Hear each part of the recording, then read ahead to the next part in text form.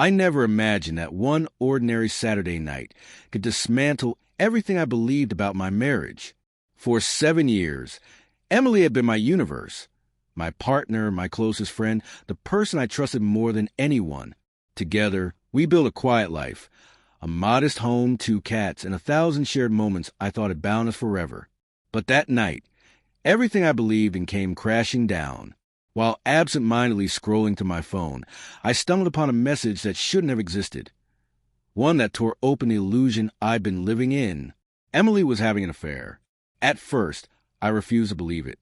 My mind fought against the truth flashing across the screen. The laughter, the private jokes, the long talks at night, all of it suddenly felt staged. Yet the evidence was undeniable. A chain of messages, photos, and timestamps that painted reality more devastating than I could have imagined. And worse, the man she was wasn't single. He was married. That realization froze my blood. I didn't shout. I didn't destroy anything. Instead, I did what I'd always done in moments of crisis. I thought, I calculated, I planned. The betrayal was personal, but I refused to let emotion dictate what came next. I needed clarity, strategy, not rage. For hours, I pieced together the man's life online, his marriage, his daily routine, his habits. By the time night fell, I had every detail I needed. Emily probably expected me to confront her first, to argue, to demand an explanation, to give her room to manipulate the story. But she had no idea I was preparing something far more deliberate, something that would expose both of them and reveal every hidden lie. When she came home, I greeted her calmly, as though everything was normal.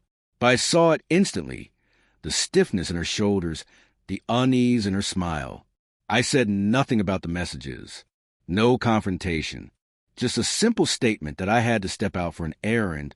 She nodded, relieved, thinking she'd escaped a difficult conversation. She couldn't have been more wrong. The reckoning had already begun, and it wouldn't stop with her. When I arrived at the address I had found, my mind was cold and focused. Every possible outcome had already played out in my head. I wasn't there to argue or plead. I was there to tell the truth, to someone who, like me, had been living a lie without knowing it. I knocked. The door opened to reveal a woman, maybe mid-30s, surprised, unsuspecting.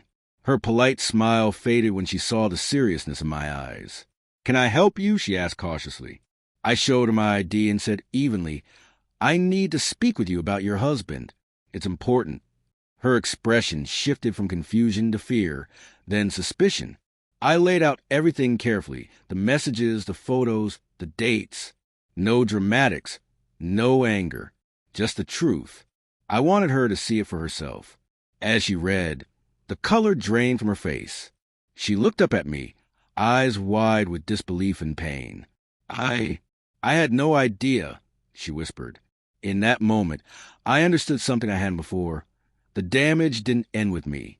Betrayal ripples outward, hurting people who never deserved it. My anger toward Emily was real, but rage felt pointless now. What mattered was that the truth had reached someone who needed it as much as I did. I could see her mind spinning. How to confront him, what to do next, how to regain control of a life suddenly cracked open. And I felt a quiet sense of justice. Not revenge, justice.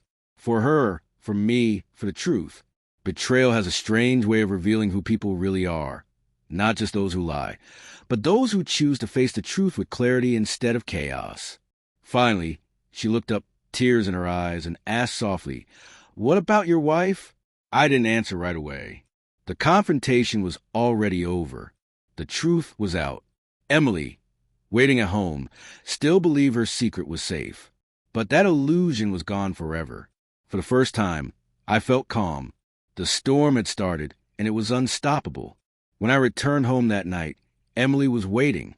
The instant I walked through the door, I saw it, the nervous flicker in her eyes. She thought I'd gone on some ordinary errand. She had no clue what had already unfolded. I stayed silent at first, letting the air between us grow heavy. Finally, I spoke, my tone measured but sharp. "Emily," I said quietly, "do you know why I went out tonight?" Her lips parted, but no sound came. She didn't need to answer. The guilt in her eyes said everything. She knew, or at least suspected, that her carefully guarded secret had collapsed. I placed my phone on the table, turning the screen toward her. The messages, the photos, the proof. This isn't just about what you did. I said evenly. It's about what happens when the truth is buried. You thought you could live both lives, keep the excitement and the safety.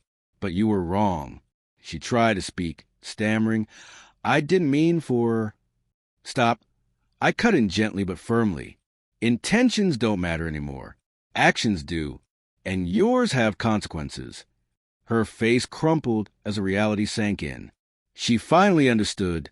The woman she betrayed alongside me now knew everything. And Emily could no longer hide from what she'd done. To me, to that woman, to herself. She sat down heavily on the couch, shoulders collapsing under the weight of her choices. I felt a blend of sorrow and finality. I had loved her once, deeply, but love can't survive where lies take root. Betrayal erases trust faster than words can rebuild it. That night, Emily learned a lesson the hard way. Deceit always spreads further than a liar intends. And sometimes it's the collateral damage that teaches the harshest truths. I didn't yell. I didn't threaten. I simply let her sit in the silence, surrounded by the evidence of her own making. She would have to live with it, with the knowledge that her secrets were no longer hers to keep. And for the first time in years, I felt free. Not free from love, but from the illusion of it. Emily's affair was no longer a secret. Justice, quiet and unrelenting, had finally arrived.